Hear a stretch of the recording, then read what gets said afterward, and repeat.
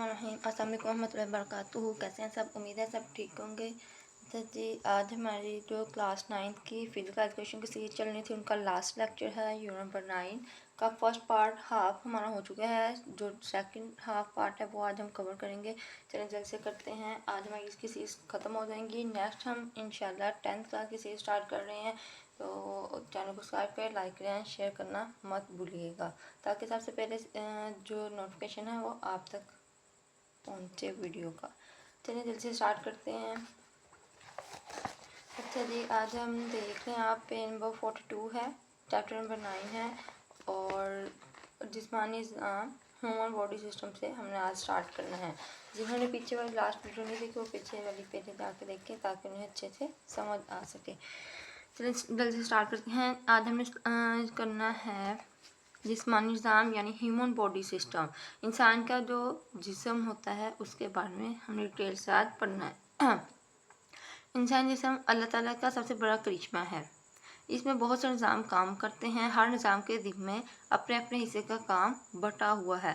क्या है कि ये जो इंसान का जिस्म है वो अल्लाह ताला का सबसे बहुत बड़ा कारनामा है, बहुत बड़ा एक करिश्मा है। ठीक है, वो निज़ाम जो है वो उसके अंदर बहुत ज़्यादा निज़ाम जो है वो काम कर रहे हैं और हर एक के जो काम हैं उनको दिए गए हैं जो मिलकर इंसान जिस्म बनाते हैं। निज़ाम से मुराद चंद अज़ा इसमें मिलकर एक ख़ास काम से अंजाम देते हैं, इसको निज़ाम कहते हैं। चंद अज़ा क्या होते हैं? अज़ा कहते हैं हिस्सों को। ठीक है, चंद हिस्से जो हैं वो मिलकर जो ख़ास काम करेंगे उन्हें उसको निज़ाम कहा जाता है। ये निज़ाम की डेफिनेशन है, इसको आपने करना है। ठीक है, निज़ाम से क्या मुराद है ये आ सकता है पेपर में। इंसान जिस्म में कुल 11 निज़ाम काम करते हैं जो 10 सेल हैं। अच्छा, ये आपने याद रखना है कि इंसान जिस्म में जो निज़ाम हैं वो कुल कितने हैं और कौन कौन से इनके नाम भी याद रखिएगा। अगर शॉर्ट क्वेश्चन में पूछें तो कम से कम 5 आप लिख के आएँ, क्योंकि 2 मार्क्स का शॉर्ट क्वेश्चन होता है। अगर आप 5 लिखेंगे तो वो ज़्यादा 5 ही पूछेंगे आपसे शॉर्ट क्वेश्चन के अंदर। ठीक है, क्योंकि 2 मार्क्स का होता है तो वो कहेंगे कोई से 5 जिस्मानी निज़ाम के नाम लिखें, तो 5 कम से कम आपको पता होने चाहिए। सबसे पहला है निज़ाम इस्तख़वान, निज़ाम अज़लात, निज़ाम इंहज़ाम, निज़ाम दौरान खून, निज़ाम तनफ़ुस, निज़ाम एसाब, बेनाली गदूद का निज़ाम, निज़ाम इजनाब, हवासे खमसा का निज़ाम, निज़ाम इखराज फुज़लात, निज़ाम अफ़ज़ाइश नस्ल। ये सारे जो हैं इनके नेम आपने याद रखने हैं। कम से कम 6 साल याद कीजिएगा ताकि 5 अगर आपको लिखने पड़े, एक आधा भूल भी जाए तो आप 5 मुकम्मल कर सकें। ठीक है, उसके बाद इसकी डिटेल्स हैं, इन्हीं की आगे देखते हैं ये क्या होते हैं। सबसे पहले है अज़लात। अज़लात हमारे जिसमें जिल्द के नीचे गोश्त वाले तमाम हिस्से पर मुश्तमिल है। जिल्द के नीचे हमारी जो जिल्द है उसको हमें चोट लग जाती है एग्जाम्पल के तौर पे, तो नीचे से हमें गोश्त नज़र आता है। जब ज़्यादा गहरी चोट नजर आती है तो वो वाला हिस्सा। ठीक है, उनके सिकुड़ने और फैलने से जिस्म हरकत करता है। इनकी तादाद 498 है, 498 हैं। ये याद रखना है। अज़लात की तादाद कितनी है MCQ आ सकता है। ये जिसको खूबसूरती और शडोल बनाते हैं कि 3 बड़ी इक़साम हैं। अज़लात के भी आगे कितनी इक़साम हैं? 3। ये याद रखना है आपने कि 3 हैं और कौन कौन सी इनके नाम भी याद रखिएगा। इरादी अज़लात, गैर इरादी अज़लात और क़ल्बी अज़लात। ये MCQ में भी पूछ सकते हैं। ठीक है, और ये शॉर्ट क्वेश्चन भी आ सकता है। इंपॉर्टेंट शॉर्ट क्वेश्चन है कि अज़लात कितनी इक़साम के होते हैं, इनके नाम लिखें। आगे है इरादी अज़लात। ये अज़लात हमारी मर्ज़ी के ताबिया होते हैं। क्या है कि ये हमारी मर्ज़ी से चलते हैं। ठीक है, एक अज़ला को खुर्दबीन से देखें तो पता चलता है कि इनमें बेशुमार लंबे लंबे बारीक रेशे होते हैं। ये खुर्दबीन क्या होती है? जैसे कि माइक्रोस्कोप है कि किसी आले के ज़रिए देखना कि जिसको वो आला जो होता है उसको खुर्दबीन का नाम दिया गया है, या जैसे माइक्रोस्कोप वगैरह है। ये रेशे मिलकर एक अज़ला बनता है। इसके ऊपर झिल्ली का गुलाफ होता है। ये रेशे स्याह और सफ़ेद धारियों की शक्ल में पाए जाते हैं। इस वजह से इन अज़लात को धारीदार अज़लात भी कहते हैं। रादी अज़लात को धारीदार अज़लात भी कहा जाता है। यानी याद नहीं है, मसलन सीना, कमर, बाजू, टांग के अज़लात वगैरह। अज़लात भी बेसिकली हिस्सों को ही कहा जाता है। ठीक है, आगे नेक्स्ट देखते हैं। इरादी अज़लात की 2 अक़साम हैं, जिल्दी अज़लात और इस्तख़वानी अज़लात। जल्दी अज़लात क्या होते हैं? ये जिल्द के नीचे पाए जाते हैं। ये किसी हड्डी से वाबस्ता नहीं होते। मतलब जो जल्दी इज़लात होता है, जल्द ही होती है बेसिकली, ये हड्डी नहीं होती। अगर इस्तिखानी इज़लात क्या होते हैं, ये इज़लात किसी हड्डी से मिले होते हैं, तो जो हड्डी से मिले होंगे वो इस्तिखानी होंगे, जो जिल्द से जुड़े होंगे वो जल्दी होंगे। ये बहुत मजबूत होते हैं, दरमियान से मोटे, सिरे से पतले होते हैं। दरमियान से मोटे होते हैं और साइडों से पतले होते हैं। इनके सिरे सफ़ेद, मजबूत, गैर लचकदार डोरियों में तब्दील हो जाते हैं। इनके ज़रिए पट्टे हड्डियों से वाबस्ता रहते हैं। ये आपने याद रखना है, दोनों इंपॉर्टेंट हैं। हरकत के अतबार से इरादी इज़लात की इक़साम: झुकाने वाले इज़लात, ये बाजू वगैरह को झुकाते हैं। जलाने या सीधे करने वाले इज़लात, ये पट्टे टांग वगैरह को सीधा करते हैं। अंदर लाने वाले इज़लात, ये पट्टे बाजू या टांग को अंदर की तरफ लाते हैं, मसलन रान के अंदरूनी इज़लात। बाहर जाने वाले इज़लात, ये पट्टे बाजू या टांग को जिस्म से दूर ले जाते हैं। घुमाने वाले इज़लात, ये पट्टे बाजू या टांग को अंदर और बाहर की तरफ घुमाते हैं, मसलन शाने की हड्डियों को निचला हिस्सा बाजू की तरफ घुमाता है और शाने की हड्डी का एक और उजला बाजू को अंदर की तरफ घुमाता है। आगे है मुतज़ाद जोड़े। मुतज़ाद कहते हैं उल्ट को। मुतरादिफ उल्ट होता है, मुतज़ाद होता है एक जैसा।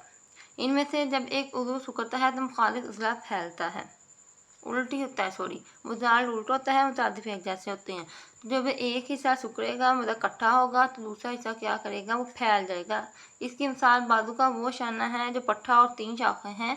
जब बाजू को बंद किया जाता है तो 2 शाखा पट्टा सिकुड़ता है, लेकिन शाखा पट्टा फैलता है, तो इसके बरक्स होता है। अब है गैर अरादी इज़लात। ऊपर हमने सिर्फ अभी अरादी इज़लात कंप्लीट किए हैं, अब आगे हैं गैर अरादी इज़लात। ठीक है,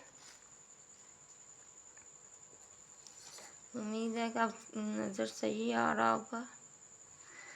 तो जब वो वैसे ही लाइट है इसलिए वो ऐसे लग रहा है जैसे नज़र नहीं सही आ रहा, वो राइटिंग ही यहाँ से लाइट है। चलें, गैर इज़लात, इन इज़लात की हरकत हमारे इख्तियार में नहीं होती हैं। चल, जो अरादी इज़लात होते हैं, नेम से ही उनका नाम देखें, अरादी इज़लात, और ये है गैर अरादी इज़लात। अरादी इज़लात वो होते हैं जो इन अरादी और गैर इज़लात में मेन पॉइंट है वो यही है कि अरादी इज़लात जो होते हैं उनको हम अपने मर्ज़ी से मूव ऑन कर सकते हैं, मूव आउट कर सकते हैं, जबकि गैर अरादी इज़लात जो होते हैं उनको हम अपनी मर्ज़ी से चला नहीं सकते। ठीक है, ये खुद ब खुद हरकत करते हैं। इन इज़लात में रेशों की धारियाँ नहीं होती, जबकि अरादी इज़लात जो थे उनमें हमने पढ़ा उनमें रेशों की धारियाँ होती हैं। ठीक है, इसलिए इन्हें गैर धारीदार इज़लात भी कहते हैं। ये भी आपने याद रखना है। गैर अरादी इज़लात की अगर डेफिनेशन रहती है, ये पूछना गैर अरादी इज़लात में क्या के बारे में आप क्या जानते हैं, तो आप लिखिएगा। ये इनमें मैदा और आंतों के इज़लात, खून की नालियाँ, सांस की नालियाँ, आँख की पतली के इज़लात और शाने के इज़लात शामिल हैं।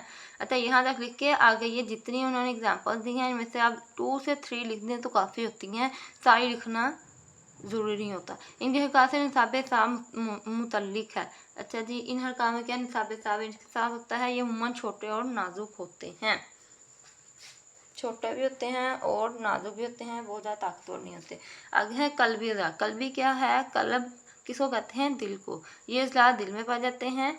देखिए, वही बात है कि बनावट के बार से ये धारीदार होते हैं, इसलिए अरादी इज़लात से मिलते जुलते हैं, मगर काम के अतबार से ये गैर अरादी इज़लात हैं। जो कल्बी इज़लात, जो दिल के इज़लात होते हैं, वो वैसे तो धारीदार होते हैं, लेकिन ये अरादी इज़लात से मिलते जुलते तो हैं, लेकिन काम के लिहाज से ये गैर अरादी होते हैं। मतलब ये इनको भी हम अपनी तौर पर खुद हरकत नहीं कर सकते, ये खुद ही करते हैं। जैसे कि अब एक दिल है, वो खून सप्लाई करता है, उसको हम खुद अपनी मर्ज़ी से नहीं चला सकते, वो खुद ही करता है। ठीक है, ये इसकी बेस्ट एग्जांपल है। ये इज़लात मर्ज़ी निसाब के ताबे नहीं होते, मतलब निसाब साहब की तरह नहीं होते। इनके ख़ास बात यह है कि बगैर रस्मी तरीके भी इनमें मुतवातर सुकड़ने फैलने की सलाहियत होती है। ये सुकड़ भी सकते हैं, फैल भी सकते हैं। आगे हैं इज़लात के फ़वाइद क्या होते हैं। अरादी इज़लात से हम हरकत, मसलन सुकड़ना, फैलना, मुड़ना, मरोड़ना, दौड़ना वगैरह खेल कूद या आम काम कर सकते हैं। जाहिर बात है, इज़लात जो होते हैं उन्हीं की वजह से ये सारा कुछ मुमकिन होता है। ठीक है, सिकुड़ना, फैलना, नहीं तो हमारा जिस्म जो है वो ना सिकुड़े ना फैले, ना हम उनसे फोल्ड कर सकें, तो उठने बैठने में हमें बहुत मुश्किल हो। गैर अरादी इज़लात जिस्म के दूसरे अहम निज़ामों, मसलन निज़ाम दौरान खून, निज़ाम तनफ़ुस, निज़ाम निज़ाम वगैरह कामों में मदद देते हैं। मतलब मैदे के इज़लात सिकुड़ने से ग़िज़ा छोटी आंत में चली जाती है। खून की नालियों के इज़लात सिकुड़ने और फैलने से दौरान खून का अमल दुरुस्त रहता है। इज़लात हड्डियों और जोड़ों की हिफाज़त करते हैं, ये हमारे जिस्म को खूबसूरत सा डोल बनाते हैं। अगर कायदा दुरुस्त तरीके से वर्जिश की जाए तो कामत दुरुस्त और जिसम खूबसूरत हो जाता है, जिससे शख्सियत पर असर हो जाती है, पूरा असर हो जाती है, सॉरी। आगे हैं इनके ठीक तनासब कामत दुरुस्त रहती है, जबकि गैर मुसावी तनासब कामत के मुख्तलिफ नकाइस भी पैदा होते हैं। ये कामत क्या है कि हमारी जो बॉडी है वो कह रहे हैं कि हमारा जो जिस्म होता है अगर हम इनका ठीक इस्तेमाल करते हैं तो वो ठीक रहेगा, वरना उसमें भी नुक्स पैदा होंगे। इनके फैलने सुखने से सांस लेने में मदद मिलती है। फटों की मजबूती की बदौलत ही खूबसूरत हकीकत का तसव्वुर मुमकिन होता है। चलें जी, हमारी जो क्लास 9 की सीरीज़ थी वो एंड हो गई हैं। उम्मीद है कि आपको बहुत अच्छे से समझ आए होंगे लेक्चर्स। अगर किसी को कोई सीरीज़ चाहिए, कि कोई भी बुक की सीरीज़ चाहिए, तो वो कमेंट सेक्शन में ड्रॉप करें। इंशाल्लाह एज सून एज पॉसिबल वो हम स्टार्ट करेंगे। अभी हम क्लास 10th फिजिकल एजुकेशन की सीरीज़ स्टार्ट करेंगे इंशाल्लाह। तो चैनल को सब्सक्राइब करें, लाइक करें और शेयर करना मत भूलें, और अपने फ्रेंड्स के साथ भी शेयर किया करें। ज़्यादा से ज़्यादा वीडियोज़ को लाइक मस्ट किया करें वीडियोज़ को। अगली वीडियो तक इजाज़त दीजिए। अल्लाह हाफिज़। दुआ में याद रखिएगा।